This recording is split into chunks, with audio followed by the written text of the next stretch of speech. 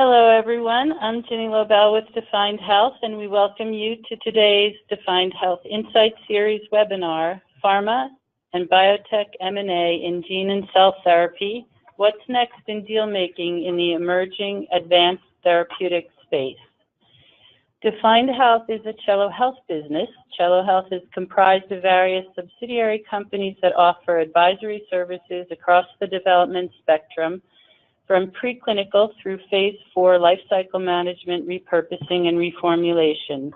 Defined Health consulting team is scientifically trained, and we assist companies with early strategic development decisions for their compounds, platform technologies, and portfolios, and in search and evaluation for portfolio expansion at all stages of development. Today's webinar will feature Ed Saltzman, Executive Chairman, and Mike Rice, Principal of Defined Health. You can review their bios in the event invitation. Before we get started, I'd like to bring your attention to the following events Defined Health will be participating in. At Biopharma America in Boston, September 5th and 6th, one of our CNS practice leads, Joel Standler, will be moderating a panel on progress in neurodegeneration, and he'll also be available to meet in partnering. At the LES annual meeting in Boston on October 16th, Ed Saltzman, Executive Chairman, will give a talk, When Not Becomes Hot, Big Pharma's Evolving Shopping List. And don't forget to save the date for Cancer Progress, May 7th and 8th next year. To learn more about Defined Health and our early strategic commercial development services, or Cello Health broadly, give us a call, send an email, or visit our website at definedhealth.com. Please send your questions in as you think of them, and if we don't get to them in today's allotted time, we'll follow up with you directly in the next day or so. We anticipate that slides and an audio-visual version of this webinar will be posted on the Defined Health website within the next several days. Thank you, and please enjoy this edition of Defined Health's Insight Series briefings. I will now turn it over to Ed and Mike. Thank you, Jenny. And this is Ed. Hello, everybody. We have a large audience out there, and I'm thrilled to announce that it's actually quite global.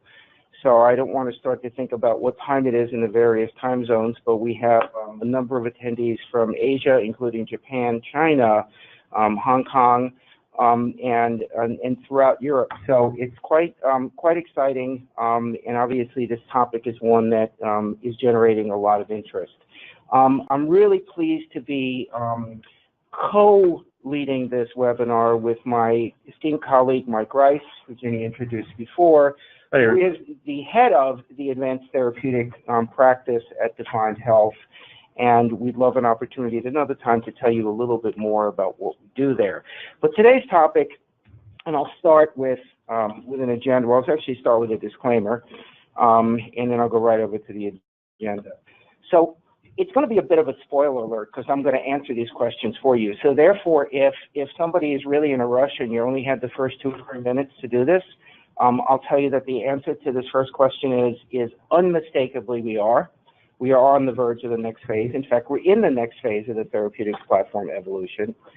The second question, how will pharma respond, the answer to that is going to be differently. And it's not going to be an industry-wide response. Companies are taking very, very different strategies here, and hopefully we'll have some time to talk about that a little bit. Along with Mike, we're going to talk about some of the challenges to the business model and can they be surmounted. And the spoiler alert answer to this is they will have to be, okay? They are considerable, they are daunting, but technology and science is not going to wait. And thus the pressure is going to be on those who are responsible for responding to the challenges in the business model in advanced therapeutics. We'll wrap up with some key takeaways, and if we have time, we'll be happy to take your online submitted questions. So let me start with the first section. Although I did give you the spoiler alert, I want everybody to really appreciate how quickly time changes in the pharmaceutical industry, of which we're part. And I'm going to go back 10 years to make this slide, or a comparison between 2017 and 2007. And all I want everybody to notice is the blue shades are small molecule drugs. Those are the small molecule drugs that have made up the top 10 selling drugs in the world in 2007. If you fast forward 10 years to 2017, the blue almost goes entirely away, okay? Now, partly, obviously, that's because a lot of these products went away because of the patent expiration, but part of it, and an unmistakable part of it, is the innovation has been largely off biological platforms. So I say over the past 10 years, the small molecule-based industry has indeed become biological. But it's not just 10 years. Therapeutic platforms have been evolving for at least 30 years or more. And if you look at the way they evolve, they both evolve in traditional ways through continuous improvement in each of the platforms that are represented in the slide. These improvements take place over time, but platforms also evolve over time, and we open up to new platforms. So the coming of protein therapies, protein-based therapies, the first generation in the 1980s, gave way to antibodies, which is starting to give way. This may be a little bit of an ambitious slide, but peptides and nucleic acids, and ultimately giving way, and not necessarily, when I say giving way, not necessarily replacing, but increasing the therapeutic toolkit, okay, to now encompass gene correction, augmentation, and cell therapy and regenerative medicine. Another way to look at it is these platforms have been evolving from phenotypic discovery platforms to genotypic discovery platforms, and that's probably a very, very interesting way to look at how we've evolved over the time. But with the increasing evolution, the move from phenotypic to genotypic, comes increasing complexity. So these therapeutic interventions have become quite complex, and we're going to spend quite a bit of time talking about some of that complexity today, because it's something everybody needs to face and we need to think through together. When I said spoiler alert before, are we in the next phase of the evolution? Well, and I said, yes, we are, okay? It's in progress. These sales forecasts come out of Evaluate Pharma, and they may be, you may look at them and you may say, I find it hard to believe that we will go from almost nothing in 2016 to a combined cell and gene therapy market of close to $8 billion in just a few short years. But that is indeed what the analysts are calling for. And even if that, as long as that is not an order of magnitude off, I think it sort of answers the question that we're already deep in that therapeutic evolution. But if you only want to follow the money to assign as to whether we're in the therapeutic evolution, maybe one of the most game-changing deals that marks a change, just a total change in the way pharma companies, in this case, a pharma company called Novartis, is going to view innovation in advanced therapeutics, is the $8.7 billion deal they did for the gene therapy company AveXis and their AVX-101 therapy for spinal muscular atrophy.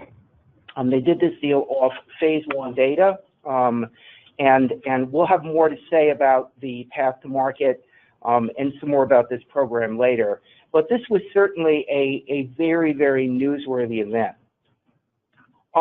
It wasn't the only deal in 2017, 2018. These now look like they were almost a year. They almost were a year in the past.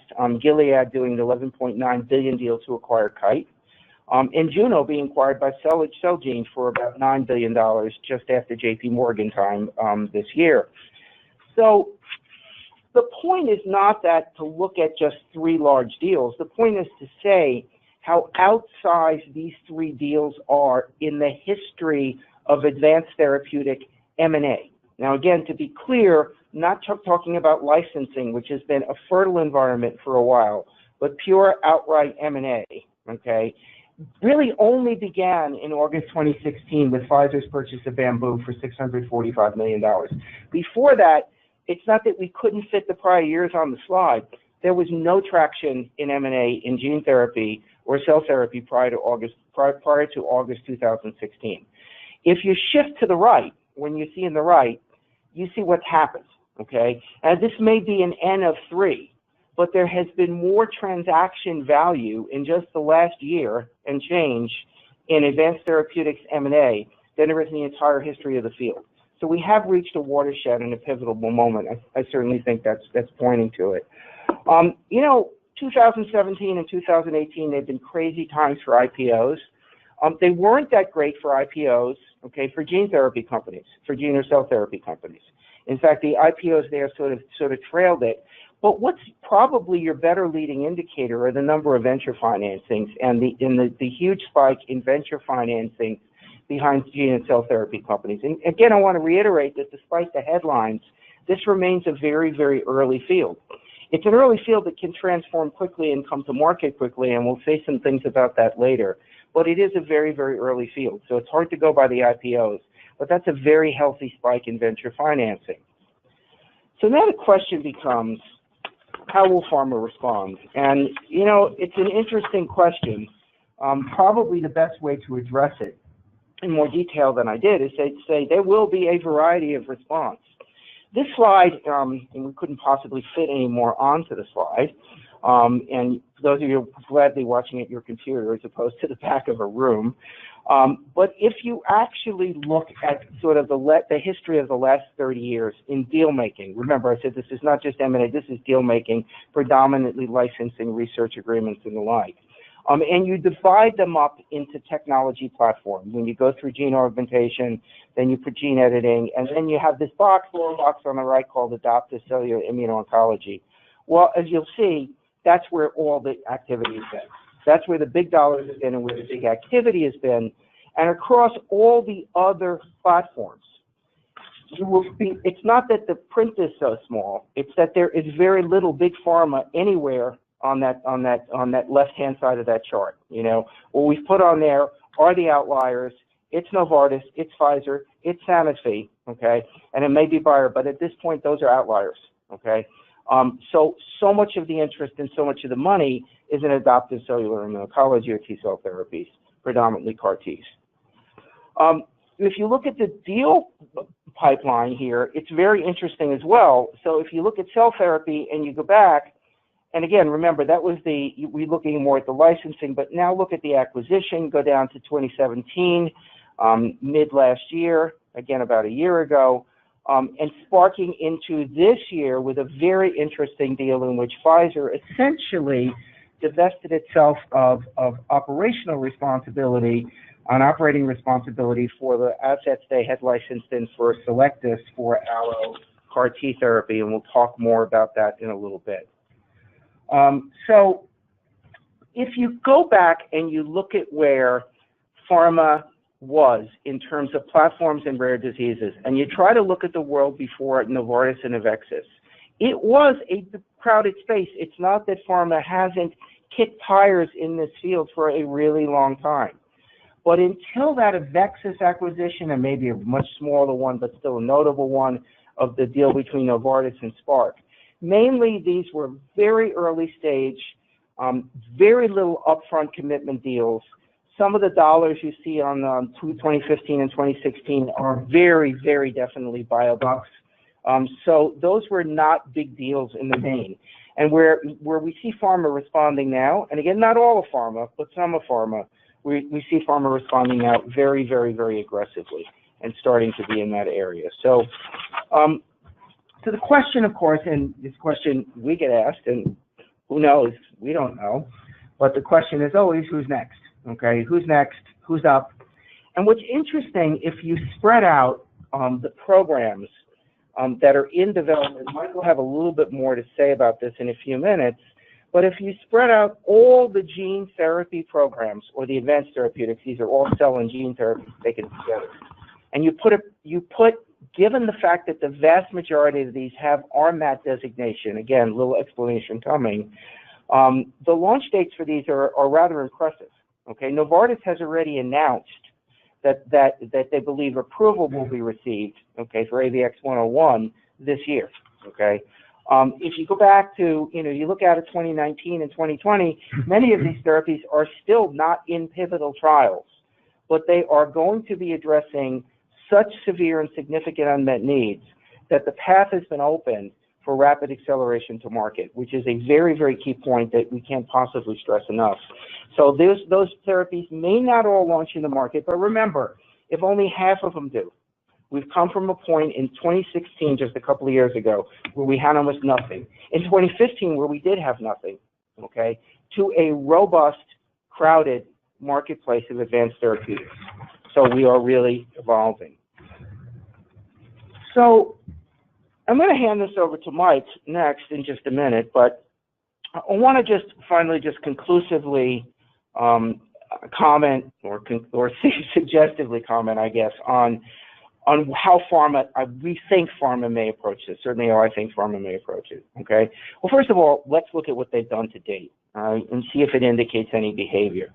So it seems like what pharma has done is they've taken either an approach to advanced therapeutics as part of a therapeutic strategy in broader oncology, and this is immuno-oncology in specific, and autologous T-cell therapies, or the promise of allo T-cell therapies in the future. So it simply fits into oncology. It makes perfect sense as part of a therapeutic strategy, and so we've seen some companies start to dip toes in the water in that. On the other hand, we've seen some companies that are already major players in rare disease and monogenic disease, and have decided that it's pretty important to have a gene therapy platform, delivery platform, whether viral or otherwise, to be in that area. So at this point, it's really only Novartis. If I look through the world of the top 20 global players, it's really only Novartis that's doing both of these things. I think it's a very important observation, because I believe that the world will move for the complexity of these things, that these fields will evolve very, very differently, and most companies will choose which one they're going to be in. So the Pfizer example, which we'll talk about a little bit more, but the fact that they sold their interest in the Selectis platforms to Arie Belldegrun, who raised a lot of money to start Allogene and bring those products in, suggests that Pfizer is actually now a little bit more committed to gene therapies than they are to T-cell platforms. Okay, and that's a pretty important sign in move. But what will the majority of companies do? Well, guess what? This is still pharma. All right, and so the majority of companies are still not in this, are not taking part of this therapeutic evolution, and are watching from the sidelines. And this is a situation in which inaction maybe, I don't want to say it may be fatal, but it may be extraordinarily damaging if you look at the way the field is going to develop. And I think this will be particularly important for companies that have interest in rare disease, okay? So if you don't have an interest in rare disease and your company does not, maybe it's okay to stay on the sidelines, maybe, all right? And the other reason, and now I will segue to Mike, is that companies are just unwilling to take on the business model challenges, okay, that we've seen, especially in autologous T-cell therapy. So Mike's going to review some of those challenges. Yeah, thanks, Ed. So I'm Mike Rice. I lead the Defined Health Advanced Therapeutics practice. We launched this about a little over a year ago. But I really kind of ran it covertly within Defined Health, probably over 5 years. Based on, just having a background of over a decade working in innovative biotech companies in the gene and cell therapy space, but also just the fact of noticing in our search and evaluation projects for, pharma franchises, where gene and cell therapies were typically a rule out for opportunity assessments. However, we noticed very striking proof of concept, largely in the adoptive cellular therapy space, but also in the gene therapy side of things. And it was pretty clear that these sort of innovative advanced therapeutics were going to become to prime time in the near future.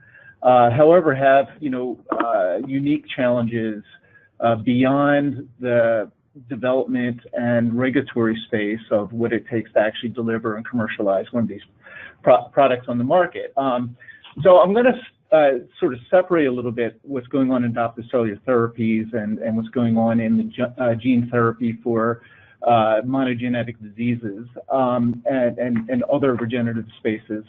But so just going back, a couple of years ago and going back to what Ed was talking about with the approval of Kymrich and Yescarta as really being breakthrough therapies that went from our initial, review of the proof of concept a few years ago to a rapid path through regulatory approval, where, we have two products targeting the same tumor-associated antigen, CD19, have been developed for, at least two different patient populations, relapsed refractory ALL and relapsed refractory diffuse large B-cell lymphoma, and have potential to expand, broader across B-cell malignancies, as well as move to earlier lines of therapy. And, beyond that, when we look at in the not too distant future, we see, a number of additional CD19 targeted agents, but also adaptive cellular therapies for intracellular antigens through TCR targeting agents, and then even, off the shelf,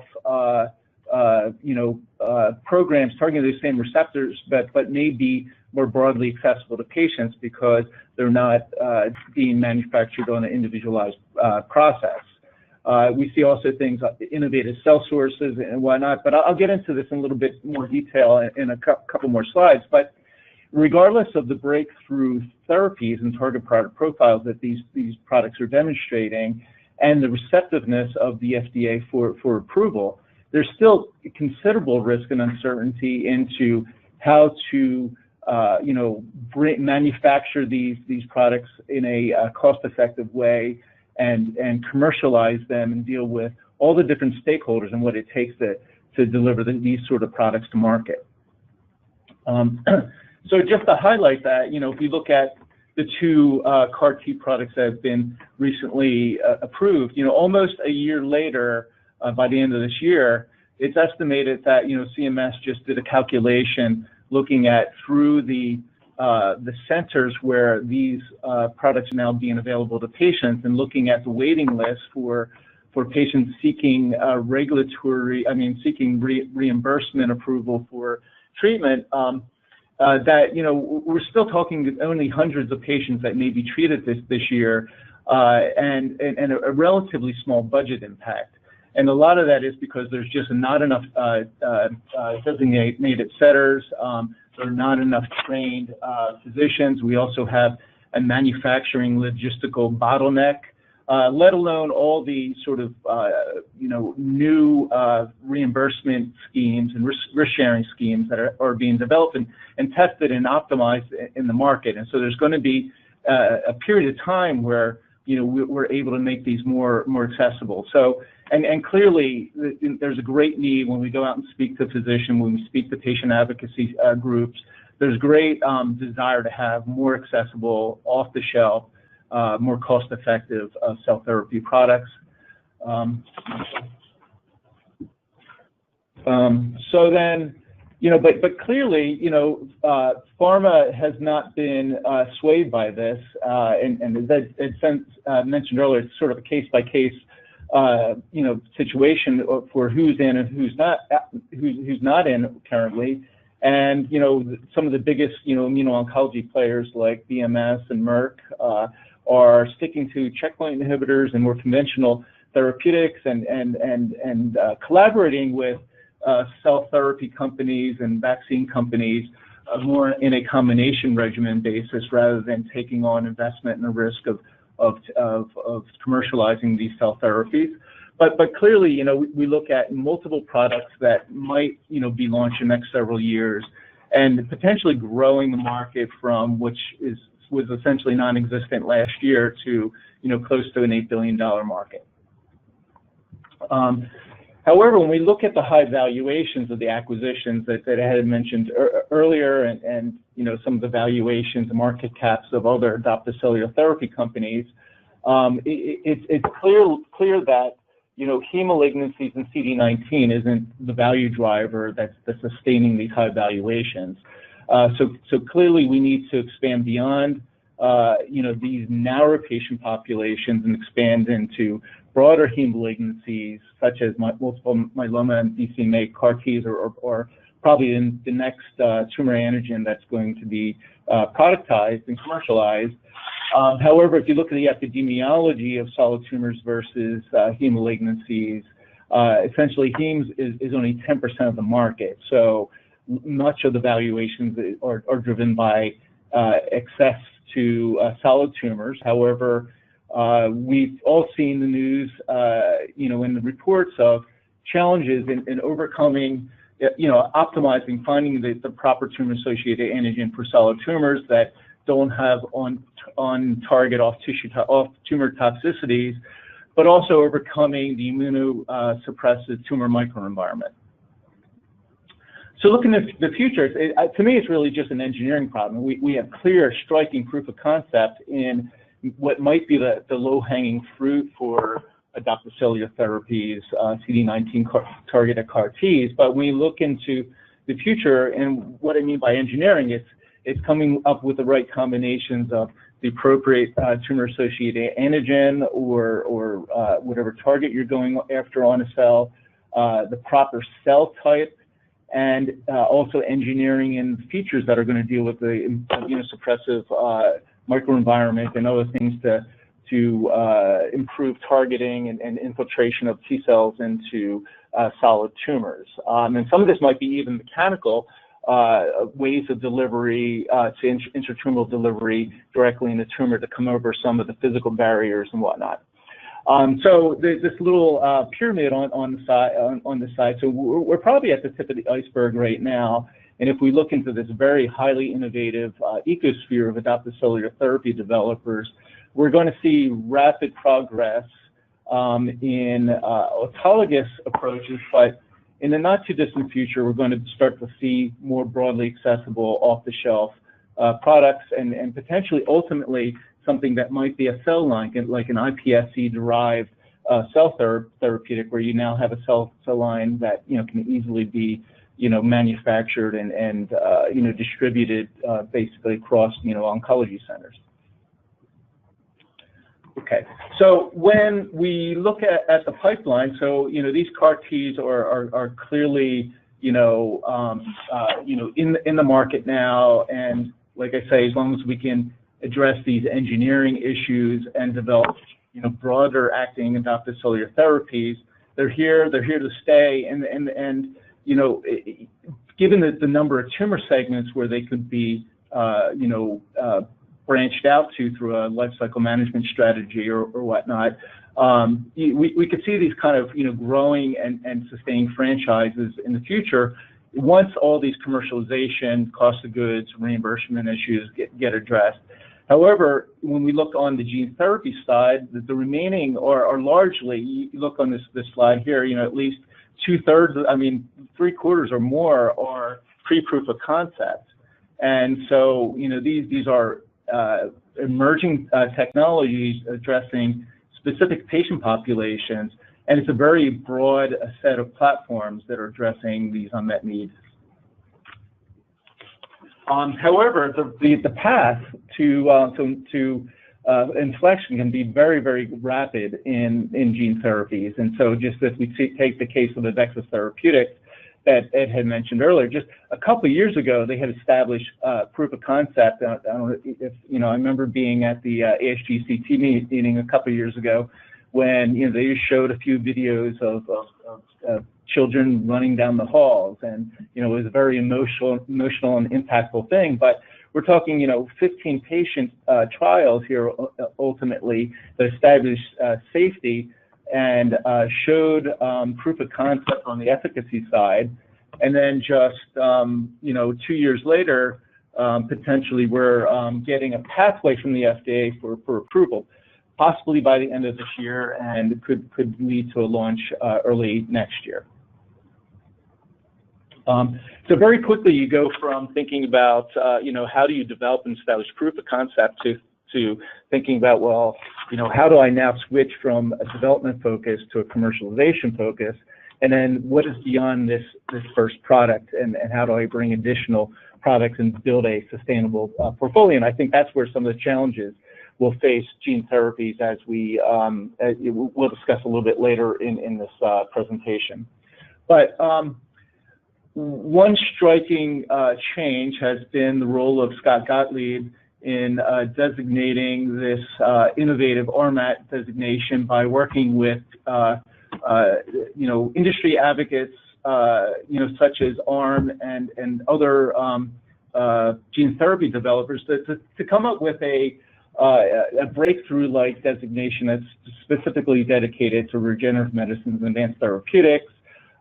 They give much of the same benefits as breakthrough designation for conventional therapeutics. However, there's an openness and receptiveness from the FDA to work for our RMAT designation to get guidance on innovative endpoints and be open to some creative development approaches, given that we're looking at many disorders where there aren't current endpoints that are currently validated. They're high unmet need patient populations, and they're very rare patient segments in many cases where hard endpoints like survival might be less achievable. Okay, so just to step back, a reminder. So gene therapeutics crosses all therapy areas. Historically, cancer has been the leading area of development. But then they're involved in basically every therapeutic area. We do treat cancer a little bit differently than gene therapies. However, there are gene therapies in the cancer space that haven't quite gotten the same sort of notice and value recognition as adoptive cellular therapies. Okay, so for example, so there are many cases of this. So, but this is one that we have mentioned. So here's a phase 3 gene therapy for a very high unmet need tumor area of recurrent gliomas. However, also has additional future indications in broader patient populations. Has proof of concept and is now in a phase 3 trial, which might read out early next year, possibly. However, when we look at the valuations of this, it's only a small fraction of what we see in some of the the CAR T programs, and many of them are, as you remember, are much earlier in development. And so, for example, if we look at what's going on in the gene therapy side, and I know Bluebird is in both adoptive cellular therapies as well as gene therapies, but largely the adoptive cellular therapies have been partnered with Celgene. But so we can only assume that much of the valuation is based on their gene therapy program for CCALD, for hemoglobinopathies, and other monogenetic diseases. But here we have very large market caps for both Spark and Bluebird, basically driven by their development efforts for rare disorders. So while oncology players can sort of sit and play from a portfolio perspective of a combination of conventional checkpoint inhibitors, targeted agents, and and potentially collaborate with gene and cell therapy space companies and vaccine developers. It's hard to sit on the sidelines if you're in therapeutic proteins such as for a clotting factor for hemophilia, replacement proteins for inborn errors of metabolism such as lysosomal storage disorders. And if you're in the ophthalmology space where much of the growth and innovation has been driven by back of the eye diseases in the recent past and the foreseeable future, it's hard to not think of a strategy where you can sustain your future franchises without investing in gene and cell therapies. And so I'm just going to go through quickly a couple of highlights of what's going on in many of these areas. So the good thing is that there is a large inventory of potential products and companies to acquire in the space if you're a leading ophthalmology company. So here are 70 products in clinical development for one or more of the inherited retinal dystrophies, and retinitis pigmentosa has been leading the field with many, many programs, followed by many of the other ones. So if we just follow Spark's recent approval of Luxturna for biallelic RPE65 inherited retinal dystrophy, so this is the first gene therapy that has been approved in the U.S. for a monogenetic disease. And what was interesting about this is that, it was first approved in a patient population that really had no other, alternatives that could lead to any sort of disease modification. And here we have a development pathway that used innovative endpoints, showed a durable effect for at least 3 years. However, the value recognition of this is assuming durability for 10 or more years. And so I think some of the challenges for inherited retinal dystrophies compared to some of the life-threatening disorders that we'll see coming up is that durability is vitally important to showing the value of these over improving patient quality of life, functional ability, improvements in visual acuity, being able to maintain your independence. Has a very different, value, and it's really hinging on the effectiveness, but also durability of these products. Same thing with hemophilia. So if we look at hemophilia, it's a different thing with hemophilia, I guess I should say, is that, Luxturna went into a space where there wasn't any approved agents and really not a non-existing market. Hemophilia, among the spaces we're talking about today, is among the most mature markets with recombinant clotting factors, long-acting clotting factors, bispecific antibodies, and now gene therapies that are showing significant proof of concept both on the hemophilia A as well as hemophilia B. And hemophilia A actually was a little bit surprised with some of the striking data that we saw out of BioMarin and Spark and others, that now we have a very, very competitive space, not just with conventional therapeutics, but now how the gene therapy products are going to race to be first to market, as well as provide that best-in-class target product profile. Mm-hmm.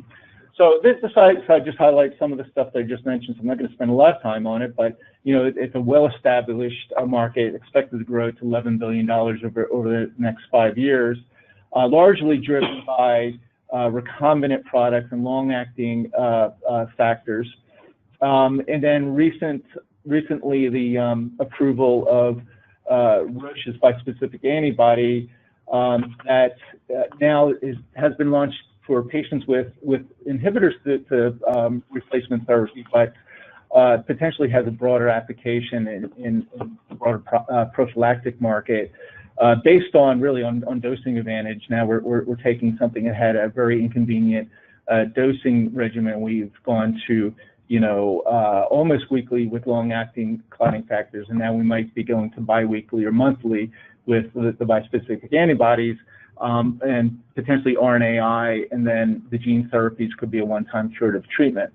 And then, beyond the AAV-based programs that I had mentioned earlier, which could have some durability issues, being an episomally, expressed clotting factors, and potentially being diluted out with growth of the child, and even some of the immunogenicities and durability issues, which was highlighted in some of the news releases around Spark's hemophilia A program this morning. But now we also have the first gene-edited in vivo or in situ program from Sangamo for hemophilia B and hemophilia A that could provide a long-term, durable, integrated, stable way to make factor VIII inside of a patient. Okay, and the last part I wanted to point is that clotting factors in hemophilia aren't the only mature franchises that are at risk. Here we have AveXis going directly going after the markets of protein replacement therapies for lysosomal storage disorders for the leading orphan franchises, Genzyme, BioMarin, and Shire. So this is a potentially another disruptive program that, a one-time curative treatment now could replace a life of IV injections of replacement therapies. So I'm going to hand it back to Ed now. I don't know if you had any comments on what I said. But. No, the only comment I would make is that everybody has seen the news out there today about Spark. Just to add to the, the dynamic nature that's taking place for those of you who didn't see it, there was a data release in the hemophilia program which drove the stock down as of just now about 28%. We expect a lot of these ups and downs as the field characteristically continues to develop. What we're showing here, and I'm just going to very briefly let Mike take a rest, run you through a couple of slides, and then we'll come to our sort of conclusions here. The idea of looking at data and looking at way a portfolio has been constructed to see who may be our next big players in the pharma world, in the big pharma world, in gene therapy, is an interesting way to think through it. So let me explain what is on this slide. You can see the top 10 pharma companies are right on the left. You have the number of rare disease programs and the source of that rare disease program, whether it was through M&A or some external source or whether it was internally developed. And importantly on the right, what you see is the percentage of the overall portfolio, and this is a way to adjust for size.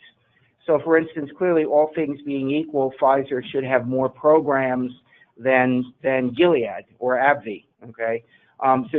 So this takes care of the adjusting for size. It's the percent of the overall portfolio, and importantly, we were able now to pull the lead oncology indications out of this. So this is a better reflection of companies' interest in the traditional rare, ultra-rare, and monogenetic diseases. So if you look at the portfolio, it's not incredibly high. It's 10% right now, but in a field in which pharma didn't even know whether it wanted to play years ago, and many companies still, I would argue, don't. It's an impressive percentage of the R&D portfolio. But if you actually look, and it may be purely coincidental, although I like to think it isn't, and you had looked at Novartis and you had seen Novartis's concentration in rare disease outside of oncology, it might not be that they were going to be the super surprise acquirer of AveXis. It's now come out that AveXis was a bit of an auction with a number of buyers. I don't recall who those buyers are, but the reality is that, or the buyers were, the reality is that the data suggested Novartis was quite intent on rare disease. Not surprisingly, Sanofi, which would almost entirely be Genzyme, is right there. And perhaps some of the more surprising ones are Amgen, okay, and so if you actually look at the relative difference, it's not so much that a company that's got 10% is a lot more dedicated than a company that's got 8%, but there are some double differences here. So, this does not point a picture of Merck Pharmaceuticals as being an incredibly active player or interested player in rare diseases. It does not point to AbbVie the similar way. So let's see. But I would probably be surprised if those were amongst the next big acquirers. So look for the companies that have the highest percentage exposure to rare disease to be taking this field and disruption in this field more seriously. We mentioned the Allogene deal for a couple of times, and I want to just close up on it for a minute, because I believe it was back in 2015, I'll have to fact check me, but it had been several years ago, that Pfizer entered a deal with Cellectis for what was the incredible promise of allogeneic or off-the-shelf CAR T programs that would have neatly avoided all the engineering problems and all the issues that Mike brought up that present the formidable obstacles to the business model. Well, fast forward a couple of years later, and Pfizer clearly appears to have made a decision, and I actually think it's quite a grown-up decision, okay, to say, I think these therapies still need a lot of work, we think these therapies still need a lot of work. The vision of the allo is not ready exactly for prime time. And who would you want to put those programs, in whose hands would you rather put them than Ari Beldergren of Kite fame? So Allogene, congratulations to Allogene as they move along with these programs. The field has changed quite a bit even since the time that Yescarta from Kite was approved, Kite Gilead. So watch this as it evolves. But it's probably also not coincidental that when you go on Pfizer's website, you probably find the most advanced presentation, messaging around how committed the company is to gene therapies, not necessarily gene therapies, but to rare disease, by which I take it the fact that they will be very actively shopping for gene therapies and for platforms in these rare diseases. So I'm going to hand it back to Mike, and we're going to close in about the last 10 or 15 minutes we have on challenges to the business model. And this is a very, very important section, and I realize we may run out of time before questions can be submitted, but if you do submit your questions online, we will respond to them promptly. Mm-hmm. Let me hand it over to Mike. Yeah, so throughout, both Ed and I touched on many of the challenges that are facing gene cell therapies, and even with this more favorable regulatory environment that we now have with RMAT designation, there still are many challenges with getting a bona fide surrogate marker or a clear clinical endpoint that can be useful for evaluation of a breakthrough therapy. But still, we're dealing with many different things that are more associated with regulatory and CMCs associated with manufacturing scale up, the logistical delivery, what are the protocols for freezing, and distributing any of these complex therapeutics? What are the processes for making a individualized autologous cell therapy versus a more broadly useful agent? That there's still considerable regulatory risk, but it might not be around the the endpoints and the how it's being registered. But we see many reports of programs being held because of some manufacturing or some issues with purity.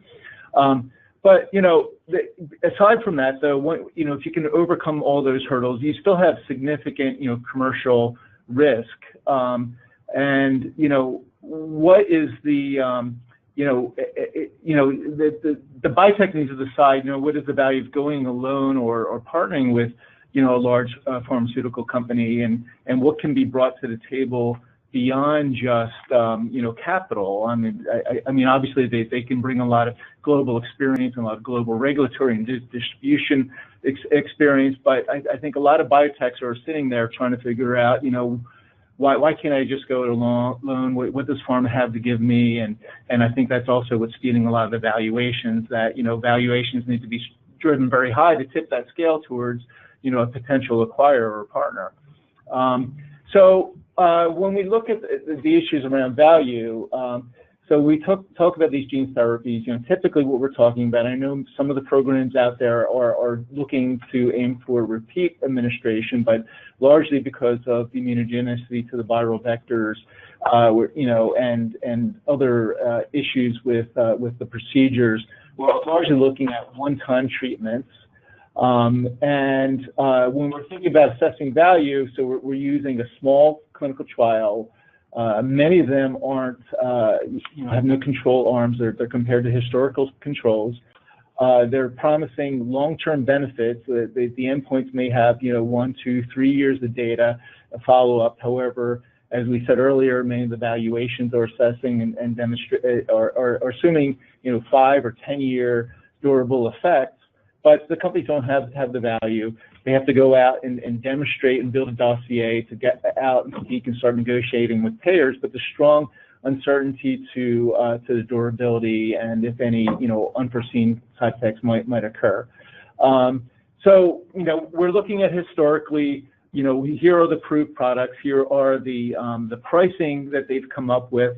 Some of the challenges historically with, when we start with the first approved product in Europe, Unicure's Glybera, essentially what was approved based on a very small patient population with very unconvincing clinical data at the time, and assessed at a very, very high value. And it was subsequently pulled from the market because they couldn't come up with a conceivable way to really demonstrate cost effectiveness, and the patient population was so small.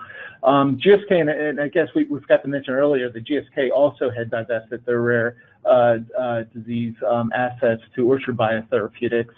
And here we had a game-changing therapy for Strimulus for ADA SCID, which really demonstrated the clear, durable cure. We knew that back from Mike Blaze and French Anderson and Ken Culver's clinical trials back in 1989 that also had cured patients to this day from that clinical trial. But here we have a very rare patient population that, it's really only available through one center in Italy at a very high price point. But it's a striking proof of concept for how the vector system can be employed to other monogenetic diseases. Kymrich, Yescarta, we already talked about the value assessment of them. Novartis came up with a novel, risk-sharing scheme where they don't essentially get paid unless they have an outcome benefit to the patient in 30 days. Spark came up with a number of, 3 different risk-sharing schemes with payers, based on the payer type that supports the endpoints of that product. However, the price points of many of these are still posing a lot of controversy. Here's Luxturna was launched at a price point of $425,000 an eye, $850,000 a treatment per patient, and the controversy kind of went on. Next slide. Then ICER came out with a framework for assessing the value, determined that $850,000 threshold price point did not meet the cost-effective threshold. It was somewhere down around, I think it was about a third of that price that the initial proposed framework set. And then after a very lively public comment period, where patients, physicians, different stakeholders in the RP65 segment had come to with very compassionate public comment, and highlighting the value of not just the hard endpoints, but also the value to society and indirect costs of being able to go and attend college and maintain your function and learn and lead a productive life, had value way beyond just the quality. So we look at other programs. So this is just a little example talking about Night Stars. So durable benefit in these ophthalmology indications that are not life-threatening or not imminently life-threatening are I think durability is really essential in demonstrating value of the product. And it's very different than what we would see in a fatal indication such as SMA. So just turning to spinal muscular atrophy for a minute. So here we have a gene therapy, AveXis-101, that is a potential one-time curative treatment coming into market, where there was a recently approved agent, Spinraza, which now is an intrathecally delivered agent that has a initial induction regimen where you get more frequent intrathecal administrations, followed by basically treatment once every 4 months at a very high price point. The first year of therapy is estimated to be around $750,000. I think it's like $375,000 a year after that. But now we have something that set a benchmark that showed a regulatory approval route, and support a very high price point in this high unmet need rare disorder. The discussion quickly went to, is this gouging? $750,000 per patient. There was a lot of uproar initially after this price point was set.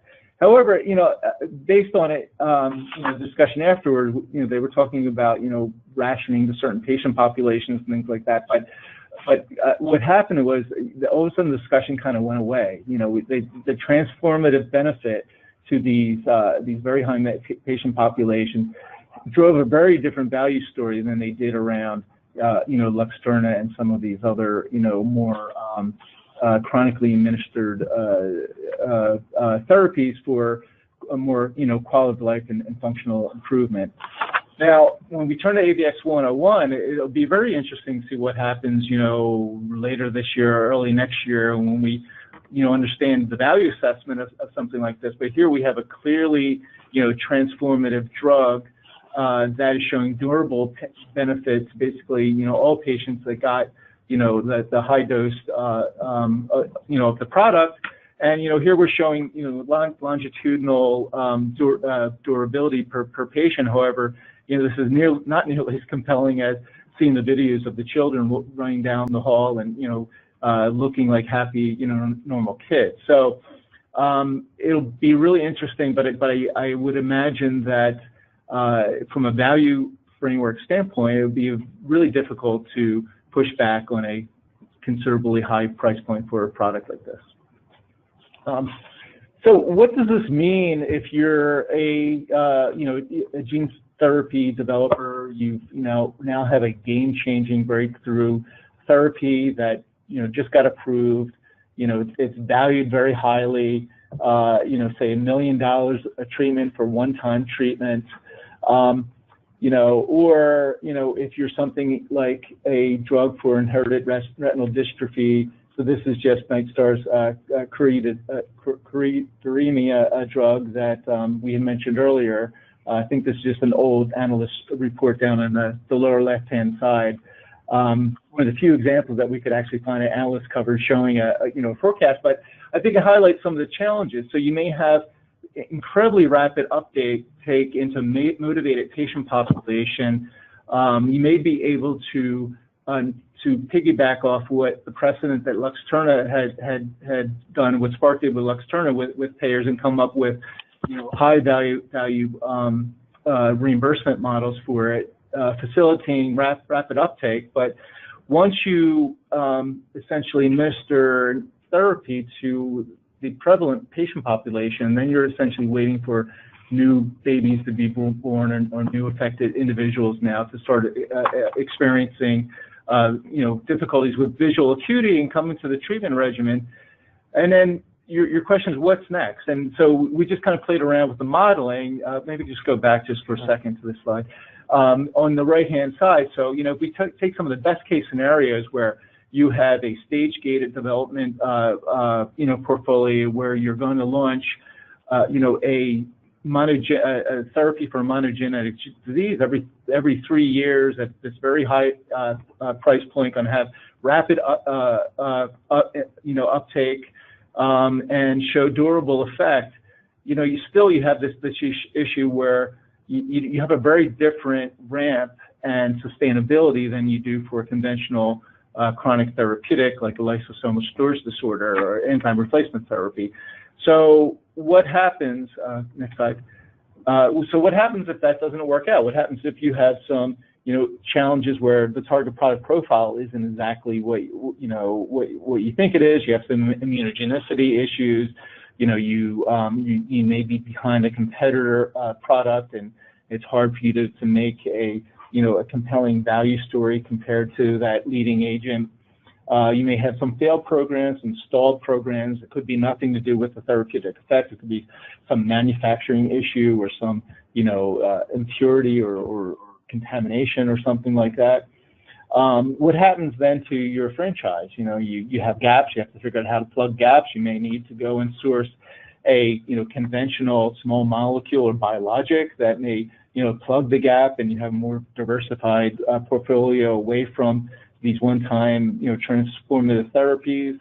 You may also have to think about, well, how do I get into a much broader prevalent patient population like, heart failure or diabetes or, one of these other spaces that now you have a more traditional ramp into a much broader category. So that's, essentially a quick run through where I want to leave it. I'll hand it back to Ed to take some of the takeaways, and then we're happy to take some of your questions. Sure. If we have time, I'm going to run through this rather quickly. Thank you, Mike, very much. I know it's a lot to cover. And once again, the slides will be available to everyone as well as the recording. If you want to go back, any questions that we cannot answer in real time, we will answer by email. There have been a lot of questions submitted, and we want you to know we really appreciate them. Okay, so I'm gonna just close out with a couple of places on where I started. I think I've answered the question. I told you it was a spoiler alert. Now we actually gave you the story. All right. So advanced therapeutics clearly is the next step in the evolution of therapeutics platforms. You're not going to have to go 10 years into the future from 2018 to 2028 to see the impact. We're going to see this impact powerfully within the next 5 years. Few pharmas are going to choose to play in this entire banquet. Okay, there's too much risk. The valuations are going to start to drive, and pharma is going to have to make some very, very significant strategic decisions as to what part of the advanced therapeutic space they want to live in. We already know what Celgene and Gilead have done. We know their reasons. I think their reasons are pretty transparent and certainly very, very understandable. But Pfizer's exit from the Selective deal, okay, at least as an active partner in the Selective deal, is a very interesting sign that companies are going to look at that strategic fork in the road and make decisions. Okay, the market's going to be intensely competitive in the CAR T space. I think Mike covered that in tremendous detail. Just stay tuned. That's going to be a fascinating and really, really just important market to learn from and to watch how it evolves. And the other game changer is the Novartis acquisition of AveXis. It's a signal to all companies that really believe in rare disease that you probably have to have a gene therapy platform. All right. This is almost certainly not going to be a one-off deal. I showed you all the companies before that have products under RMAT close to market. And, interesting enough to some of the points that Mike made, curative therapies actually fit more comfortably into the diversified revenue mix of a large pharma than they do of a standalone company. It may be something to ponder and think about. I can't state this strongly enough. It's going to be almost impossible to be a serious player in rare or monogenetic disease without a platform in gene therapy and or gene editing. Okay, the committed players will follow suit. But what's going to keep those valuations a little bit tempered is the intensity of competition with other therapeutic platform approaches, and as Mike went into significant detail, the continued uncertainty and risk in the commercial model. Okay, whatever happens, we want the business development and licensing people out there, and you are a lot of them, to know that you are going to be the single most critical competency for achieving sustainability because of the slides that Mike presented at the very end, where you cannot really survive as a one-off gene therapy company. So we expect a robust deal-making environment, and we do expect quite a bit of M&A as companies decide whether they're going to build out that pipeline themselves or whether they're going to sell to the highest bidder. And with that, I'll just remind everybody of our Cancer Progress Conference again, and then I'll probably leave that up so everybody can look and save the date. It's very important. We'll tell you more about that, but I'm going to stop now, and I'm going to ask Ginny, is there any time for questions, or do we have questions that somebody wants to moderate? We have a little time for questions, but one is a kind of a data clarification question, and I think we could answer that offline. Sure. The other one, I'm not sure if I completely understand it, but the question is, do you believe that you can still observe some pharma with rare versus ultra rare, believing that some companies will still have thresholds of patient numbers, and may likely apply a threshold of either revenue or number of patients for partnering? Yeah. Yeah. I think there's a couple of things. I think Ed might want to comment on it, and I can comment on it as well. And from a franchise strategy standpoint, we've done a number of projects looking for these, mid-sized rare disorders, not focused on rare disorders, a lot of, mid-sized CNS disorders and, things like, PAH and whatever, that, drive significant value because they have understandable patient populations with a lot of, that could drive considerable value per patient, even though they are, considered a rare disorder, but they're above that threshold. The other thing is that, we get asked to do prioritization of indications for platforms, both for biotech companies and for pharma companies looking to in-license things. And just for example, we've developed a database of 5,500 monogenetic diseases. When we apply epidemiology cut, that's typically the first question that our clients ask us to do. We cut that 5,500 number of indications down to about 15%. So there are many very, very rare disorders that sometimes we sit back and question, can we even conduct a clinical trial, even if we have strong biological rationale, for a particular therapeutic approach to go into that patient population? Are there enough patients to even recruit to show any benefit? Particularly if it's a neonatal, immediately emergent disease where you need to get informed consents, right away, and try to find out where these patients pop up, sporadically, globally, really, to get enough patients for a trial. And then the other question is, what is the threshold to consider a large enough patient population to commercialize? We also do work with a lot of patient advocacy groups that are now supporting programs. Some of them might be on the shelf in big pharma. Some of them might be in development for a broader indication, or for whatever reason isn't pursuing the patient advocacy group's interest, and they'll actually get access and fund the program themselves, or somehow risk share the program going forward. So the answer is yes. Typically there is a epidemiology cut from a development prioritization perspective and also a partnering perspective, and we'd be happy to discuss this further. I don't think I have anything to add to that. I think it's an excellent answer, and I think that you will. I could only again look back 10, 12, 15 years ago, and run a search for pharma and rare disease, and you would have found almost nothing. Okay, so it's really hard to say to even exclude the ultra rare diseases, because right now a lot of pharma has bought very aggressively, as the data have shown, into rare disease. So will they go to ultra rare? I think there's good argument that they will. I think it will clearly be via M&A to aggregate some of those assets. I'm going to stop there. Okay, and just before we close, I want to thank, I neglected to do it earlier, Steve Joseph and his team at ShareVault for their support for this event. You can find out more about their virtual data rooms at sharevault.com. We're still getting some questions about putting the slides up. We'll have them on the website soon, and you'll be notified. And we look forward to hearing from any of you who have additional questions or would like to learn more about Defined Health or telehealth. Thank you all for joining us. Thank you.